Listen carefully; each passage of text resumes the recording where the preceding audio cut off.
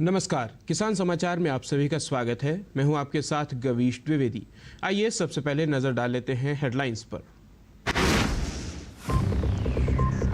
प्रधानमंत्री नरेंद्र मोदी ने नई दिल्ली में ग्रामीण भारत महोत्सव 2025 का किया शुभारंभ। कहा, ग्रामीण अर्थव्यवस्था की मजबूती के लिए ग्रामीण भारत में हर वर्ग को ध्यान में रखते हुए नीतियां बननी चाहिए। गांव बढ़ेंगे तो बढ़ेगा भारत।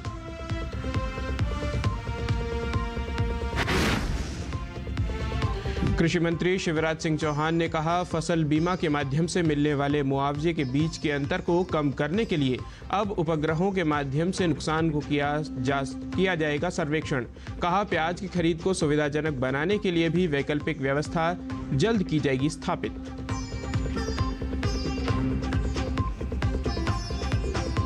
मुख्यमंत्री योगी आदित्यनाथ ने गोरखपुर में 9 विकास परियोजनाओं का किया लोकार्पण एवं शिलान्यास।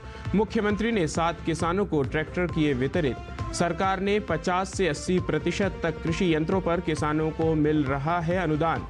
बड़े पैमाने पर बीजों का वितरण भी है जारी।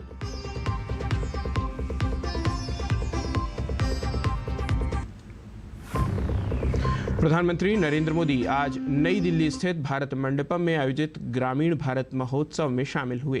पीएम ने एक प्रदर्शनी का भी अवलोकन किया, जिसमें ग्रामीण भारत की प्रगति और तकनीक को दिखाया गया है। हस्तशिल्प और जैविक खेती के उत्पाद विशेष आकर्षण का केंद्र रहे। ग्रामीण भारत महोत्सव का आयोजन नाबार्ड वित्त सेवा विभाग वित्त मंत्रालय के साथ मिलकर कर रहा है।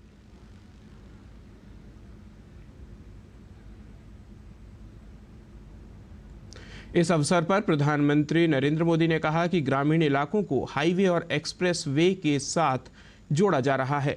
डिजिटल इंफ्रा से भी इन्हें जोड़ा गया है। अब दर्जनों सुविधाएं ग्रामीण क्षेत्र में ऑनलाइन मिल रही हैं। साथियों, आज देश में जितना रूरल इंफ्रास्ट्रक्चर पर फोकस किया जा रहा है, उतना पहले कभी नहीं हुआ। आज देश के ज्यादातर गांव हाईवेज, एक्सप्रेसवे और रेलवेज के नेटवर्क से जुड़ रहे हैं। प्रधानमंत्री ग्राम सड़क योजना के तहत 10 साल में ग्रामीण इलाकों में करीब 4 लाख किलोमीटर लंबी सड़कें बनाई गई हैं। डिजिटल इंफ्रास्ट्रक्चर के मामले में भी हमारे गांव 21वीं सदी के आधुनिक गांव बन रहे हैं। हमारे गांव के लोगों ने उन लोगों को झुठला दिया है जो सोचते थे कि गांव के लोग डिजिटल टेक्नोलॉजी अपना नहीं पाएंगे। मैं यहां देख रहा हूं सब लोग मोबाइल फोन से वीडियो उतार रहे हैं। सब गांव के लोग हैं। साथ ही इस मौके पर प्रधानमंत्री ने कहा कि ग्रामीण अर्थव्यवस्था की मजबूती के लिए ग्रामीण भारत में हर वर्ग को ध्यान में रखते हुए नीतियां बननी चाहिए। बहुत आवश्यक है कि गांव में हर वर्ग को ध्यान में रखते हुए आर्थिक नीतियां बने। मुझे खुशी है कि पिछले 10 साल में हमारी सरकार ने गांव के हर वर्ग के लिए विशेष नीतियां बनाई हैं, निर्णय लिए हैं। 2-3 दिन पहले ही कैबिनेट ने पीएम फसल बीमा योजना को 1 वर्ष अधिक तक जारी रखने की मंजूरी दे दी।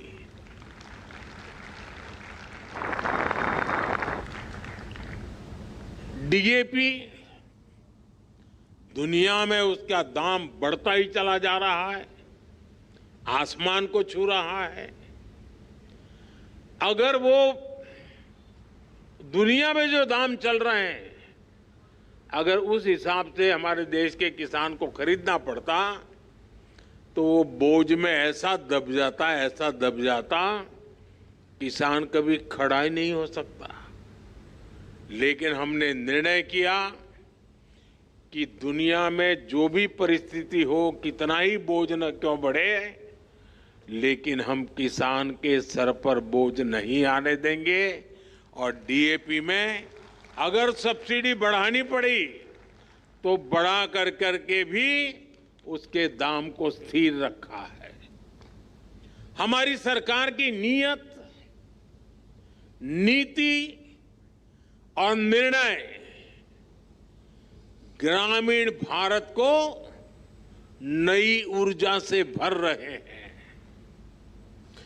कृषि और किसान कल्याण मंत्री शिवराज सिंह चौहान ने कहा है कि किसानों को होने वाले नुकसान और फसल बीमा के माध्यम से मिलने वाले मुआवजे के बीच के अंतर को कम करने के लिए अब उपग्रहों के माध्यम से इन नुकसानों का सर्वेक्षण किया जाएगा।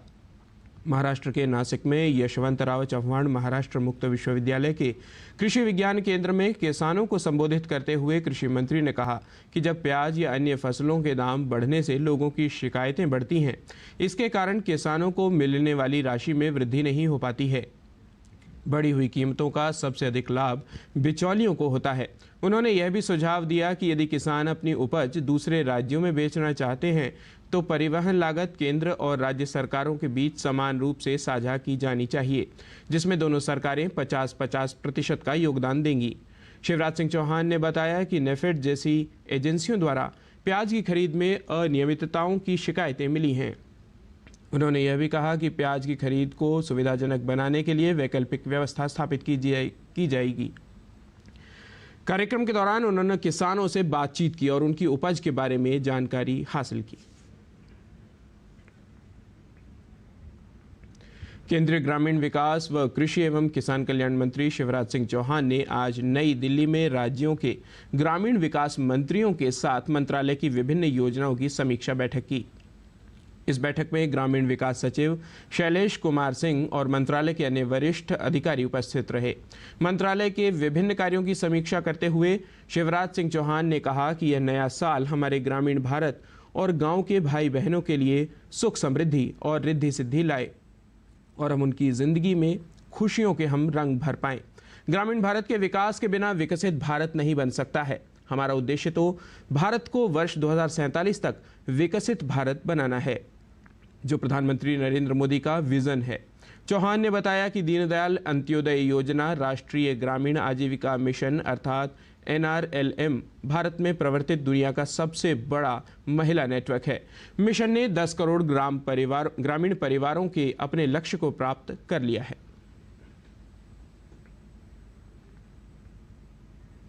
उत्तर प्रदेश के मुख्यमंत्री योगी आदित्यनाथ ने गोरखपुर में 1533 करोड़ रुपए की 9 विकास परियोजनाओं का लोकार्पण एवं शिलान्यास किया।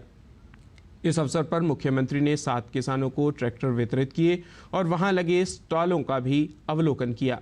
उन्होंने बच्चों को अन्नप्राशन कराया, गर्भवती महिलाओं की गोद भराई की तथा उन्हें पोषण पोटली और प्रगतिशील किसानों को प्रमाण पत्र भी वितरित किए।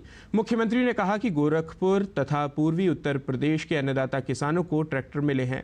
मुख्यमंत्री योगी आदित्यनाथ ने कहा कि किसानों को शासन की योजनाओं से जोड़ा गया है, जिसमें rotavator, power tiller, solar pump, thresher, straw reaper, combine harvester, small गोदाम, मानव रहित चॉफ कटर सहित अन्य योजनाएं भी शामिल हैं। इस अवसर पर प्रदेश के कृषि मंत्री सूर्य प्रताप शाही ने कहा कि 1500 करोड़ रुपए का अनुदान कृषि यंत्रों पर दिया गया है। इसके अंतर्गत 50 से 80% तक कृषि यंत्रों पर अनुदान किसानों को मिल रहा है। किसानों की पराली की समस्या का समाधान किया जा रहा है। साथ ही बड़े पैमाने पर बीज वितरण भी किया गया है।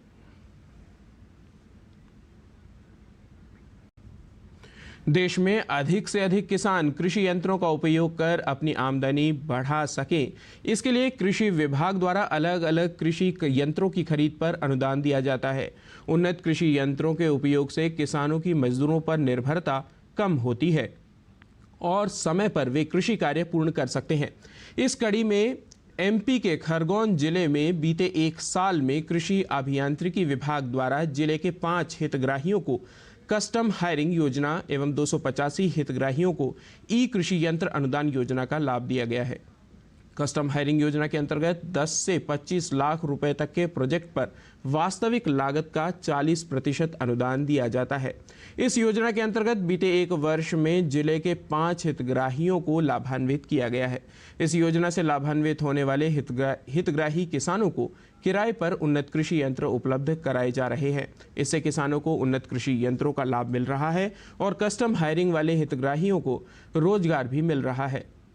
मध्य प्रदेश में किसानों को ई कृषि यंत्र अनुदान योजना के अंतर्गत किसानों को उन्नत कृषि यंत्र खरीदने पर भी अनुदान दिया जाता है। इस योजना में अनुसूचित जाति, अनुसूचित जनजाति एवं महिला कृषकों को कृषि यंत्र की कीमत का 50% अनुदान दिया जाता है, जबकि अन्य कृषकों को 40% तक अनुदान का लाभ दिया जाता है। बीते एक वर्ष में इस योजना के अंतर्गत जिले के 285 किसानों को लाभान्वित किया गया है। सरकार ग्रामीण क्षेत्रों में रोजगार सृजन के साथ ही किसानों की आमदनी बढ़ाने के लिए मछली पालन को बढ़ावा दे रही है। इस कड़ी में हरियाणा के मत्स्य पालन मंत्री श्याम सिंह राणा ने बताया कि राज्य सरकार का भविष्य में मत्स्य पालन पर विशेष फोकस रहेगा। उन्होंने मत्स्य पालन विभाग के अधिकारियों की बैठक के बाद जानकारी दी कि सरकार का प्रयास है कि विभागीय योजनाओं का लाभ मछली पालकों तक प्रभावी रूप से पहुंचे, जिससे उनकी आय में वृद्धि हो सके। मत्स्य पालन मंत्री ने अधिकारियों को राज्य में फिश फीड उत्पादन बढ़ाने के लिए नए संयंत्र स्थापित करने के उपदेश दिया कि वे अन्य विभागों के साथ मिलकर एक व्यापक योजना तैयार करेंगे। झींगा मछली के पालन को किसानों के लिए लाभप्रद बताते हुए कहा कि अधिकारी किसानों को झींगा पालन के लिए प्रेरित करें ताकि खेती के साथ साथ यह उनके लिए एक अतिरिक्त आय का स्रोत बन सके। उन्होंने किसानों को झींगा पालन के लिए सरकार द्वारा प्रदान की जाने वाली योजनाओं और सब्सिडी की जानकारी देने की आवश्यकता पर भी बल दिया। महाकुंभ 2025 को स्वच्छ और पर्यावरण के अनुकूल बनाने की दिशा में पूरी प्रतिबद्धता के साथ कदम बढ़ाए जा रहे हैं।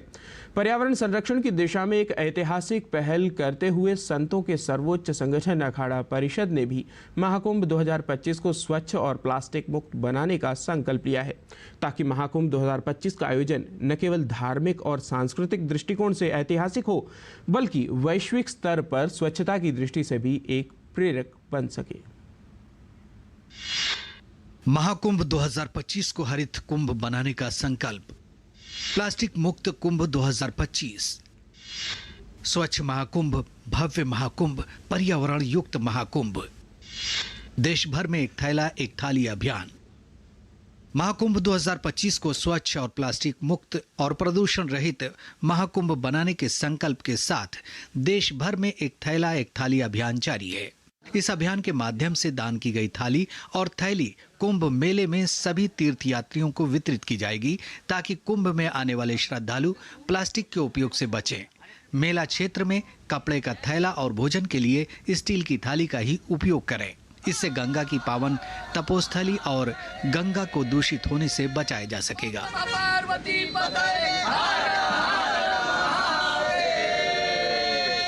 पूरे भारत से हम लोग, हर प्रदेश से, हर गांव से ये थैला थाली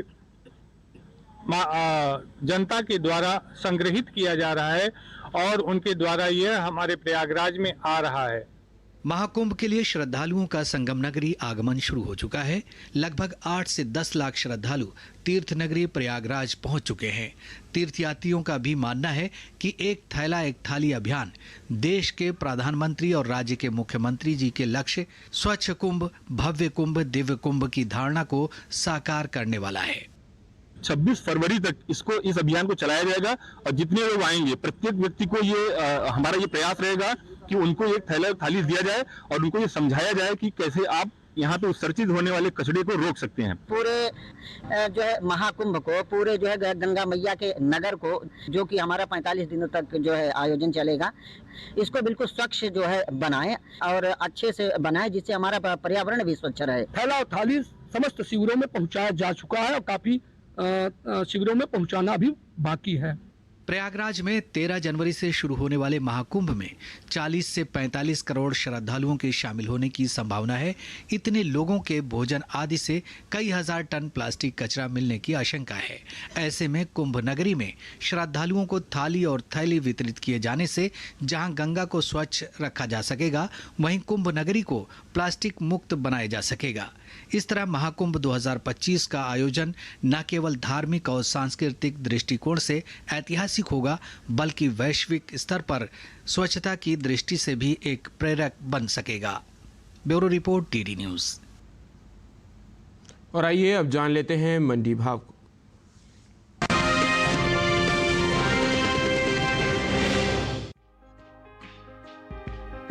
गुरुवार को देश की ज्यादातर कृषि उपज मंडियों में मक्का की आवक सामान्य देखने को मिली। हाजिर भाव को देखें तो एग्मार्कनेट के मुताबिक गुजरात की दाहोद मंडी में 2 जनवरी को मक्का का भाव था 3,200 रुपए। 3 जनवरी को इसके भाव में 100 रुपए की गिरावट आई और भाव हो गया 3,100 रुपए। मध्य प्रदेश की खातेगांव मंडी में इस दौरान मक्का के सौदों में मजबूती के साथ कारोबार हुआ। यहाँ 2 जनवरी को मक्का का भाव था 2,222 रुपए। 3 जनवरी को इसके सौदे 28 रुपए चढ़कर 2,250 रुपए पर हुए। महाराष्ट्र की पुणे मंडी में बीते गुरुवार मक्का का भाव रहा 2,550 रुपए। शुक्रवार को इसके भाव में 50 रुपए की नरमी आई और भाव 2,500 रुपए पर आ गया। वहीं उत्तर प्रदेश की ही फैजाबाद मंडी में 2 जनवरी को मक्का 2,620 रुपए पर बिकी। 3 जनवरी को इसकी कीमत में 5 रुपए की तेजी आई और मक्के का भाव हो गया 2,625 रुपए। इस साल घरेलू स्तर पर कुल मक्का की पैदावार में कमी देखने को मिल सकती है। कृषि मंत्रालय की ओर से जारी पहले अग्रिम अनुमान के मुताबिक साल 2024-25 के दौरान देश में कुल मक्का की उपज 245,41,000 टन होने का अनुमान जताया गया है, जो पिछले साल की 376,65,000 टन की पैदावार की तुलना में करीब 131,24,000 टन कम है। अनुमान है कि कुल मक्का की उपज का असर इसके बाजार भाव पर पड़ सकता है। बता दें कि केंद्र सरकार ने विपणन सत्र 2024-25 के लिए 14 खरीफ फसलों के न्यूनतम समर्थन मूल्य में बढ़ोतरी की है। सरकार के इस फैसले से किसानों को उनकी फसलों का उचित दाम मिलेगा, साथ ही उनकी आय में भी वृद्धि होगी। इन 14 खरीफ फसलों में मक्का भी शामिल है। मक्का का एमएसपी साल 2023-24 के दौरान 2,090 रुपए प्रति कुंटल था, जिसकी एमएसपी साल 2024-25 के दौरान 135 रुपए बढ़ाकर 2,225 रुपए प्रति कुंटल तय कर दी गई है।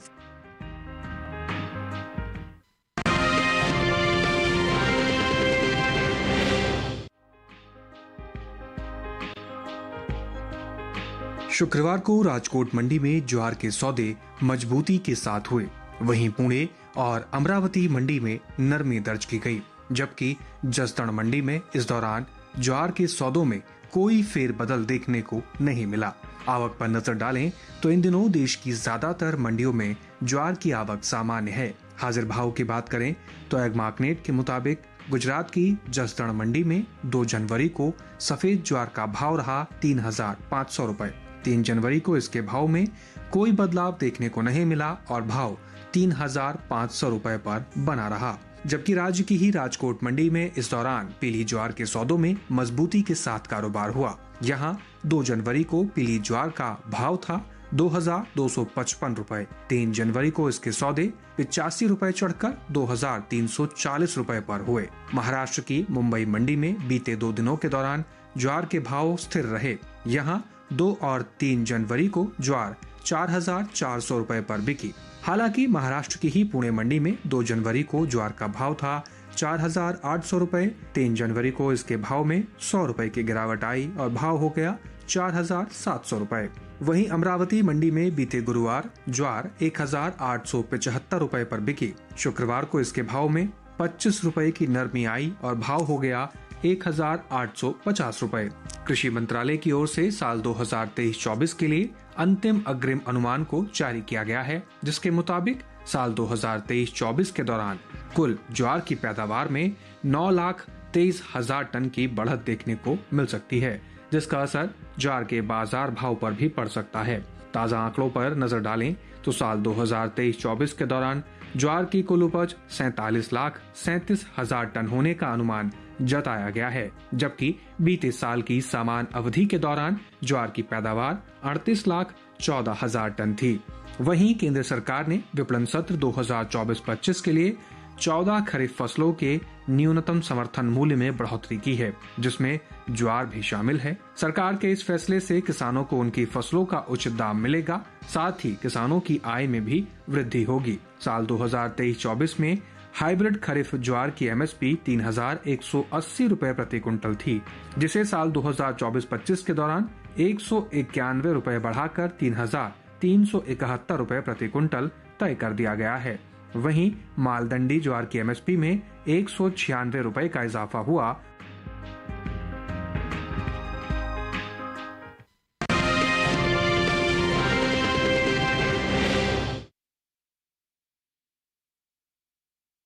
खेती की किसान इस मौसम में कैसे रखें अपनी खेती का ख्याल, आइए देखते हैं।